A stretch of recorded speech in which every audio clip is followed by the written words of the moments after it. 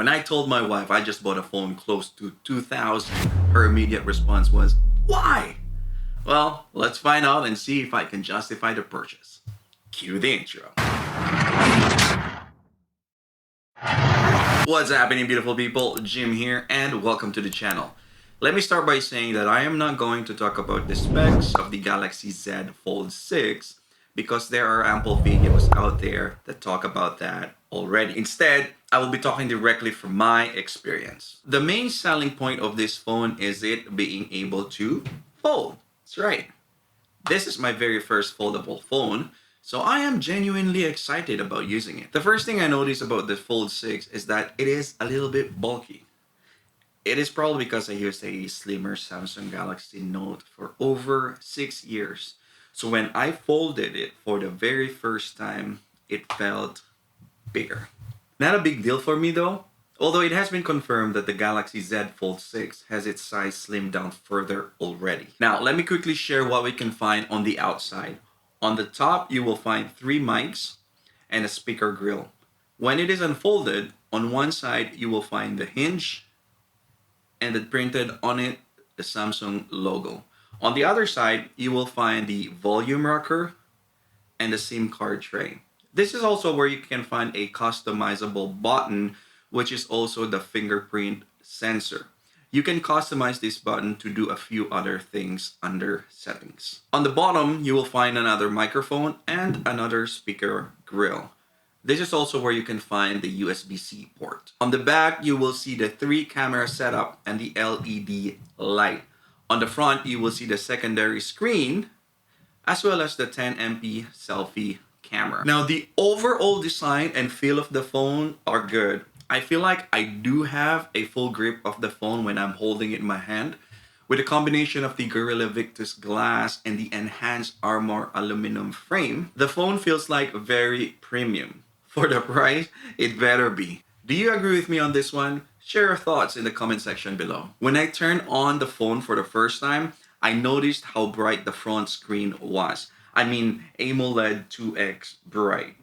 I do not think that I ever had any issues with it under the sun. And that is just the front screen. The main screen is on another level. Once I unfolded the phone, it felt like I now have a tablet rather than a phone. And that is genuinely nice. This main screen also features a dynamic AMOLED 2X display. Both screens are truly vivid.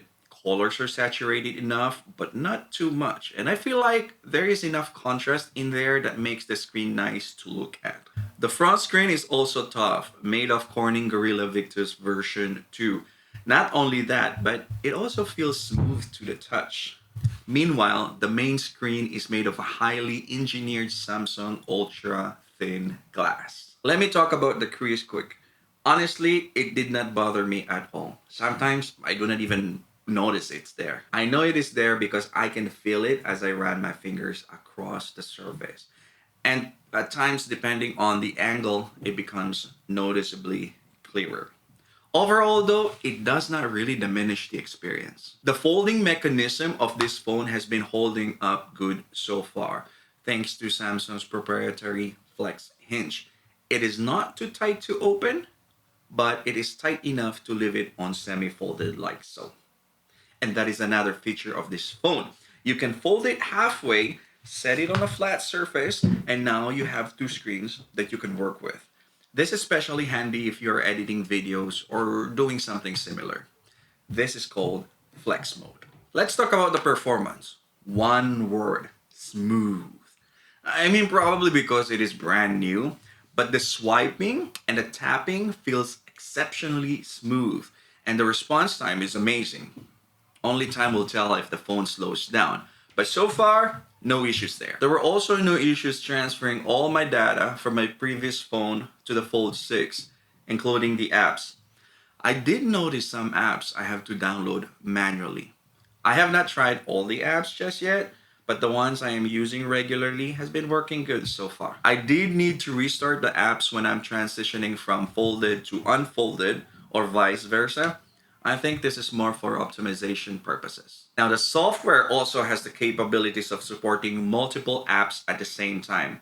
And because the screen is bigger, multitasking is quite usable. Based on my experience, you can have up to 3 apps running at the same time. Now, the Samsung Galaxy Z Fold 6 operates on Android 14, enhanced by the One UI 6.1.1 interface. Accordingly, owners can get up to 7 years of software updates and protections. I think that is nice. Now, let's talk about the camera. As mentioned, the main camera found on the Samsung Galaxy Z Fold 6 is a 3-camera setup. Altogether though, you have 5 cameras in total. On the main camera setup, we have the ultra-wide on the top. Then we have the wide-angle camera with a 2x optical quality zoom on the middle. And at the bottom camera is the telephoto camera with 2x optical zoom. The front camera, or the cover camera located in front, is only described as a 10MP cover camera. You actually have another camera cleverly hidden inside the main display. This is only described as the 4MP UDC, or under display cameras right there. I understand that some people are not happy with the main camera only having 50MP max. But to be honest with you, I feel like the photos and videos taken from the Galaxy Z Fold 6 are stunning and beautiful. And I do not think I will ever really notice the difference between a 50MP, 100MP, and a 200MP. Unless, of course, I'm going to be printing large images. Then yes. But if it is for content creation like this, or day-to-day videos and snapshots, it would not matter at all. Talking about video quality, I have no qualms about it. Not when I can get up to 8K video quality at 30 FPS or 4K at 60. And not to mention full HD slow-mo up to 240 FPS on the main camera.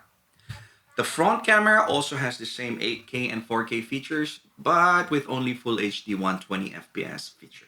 Comparing to the previous generations of folds, battery has not really changed at all. But better upgrades and such, the battery life has been prolonged longer. So far, I have had not any issues with heating and such. The Samsung Galaxy Fold 6 support 25-watt wire charging and 15-watt wireless charging. Battery for me has been good so far. I did have a few instances where I had to charge it midday, but even with content creation use, by the end of the day, it still has some juice. There are countless things you can do with the Samsung Galaxy Z Fold 6, but it is far from perfect. First, I feel like when the phone is unfolded, it is slimmer than even my Galaxy Note 9. This made the keyboard slightly compressed. I noticed some more typos on my messages than usual. I do like how the setup of the keyboard when it is unfolded. Second, the battery. Yes, I know I mentioned the battery has been good so far, but I do notice that it drains a lot faster than what I expect. It is probably because I'm using the main screen more often, or maybe I have maxed the settings out. But you see, for a premium phone like this, I shouldn't really be expecting anything less. Third, when I'm using the phone unfolded with one hand, I must use my pinky finger to hold the phone up. It's just probably me, but it can be annoying sometimes. Fourth, yes, the Z Fold 6 is thinner and lighter than its predecessors. It is still bulky. It is not an easy feeling to put it in my front pocket or back pocket. And that is without a case. So, can I justify the price of this device? Absolutely. The Samsung Galaxy Z Fold 6 is a groundbreaking device that redefines what a smartphone can be. Its ability to fold into somewhat a compact form while offering a large tablet-like screen is truly a game changer. While there are some minor drawbacks, the overall experience is incredibly impressive. And for what I am doing, this has slowly become an essential part of my life. Now, would you get the Samsung Galaxy Z Fold 6 for yourself? Or if you have one, how's it been so far? Alright, beautiful people, thank you for staying with me until the end. If you have not, please consider subscribing, smash that like button while you're at it, and do not forget to click on that notification bell.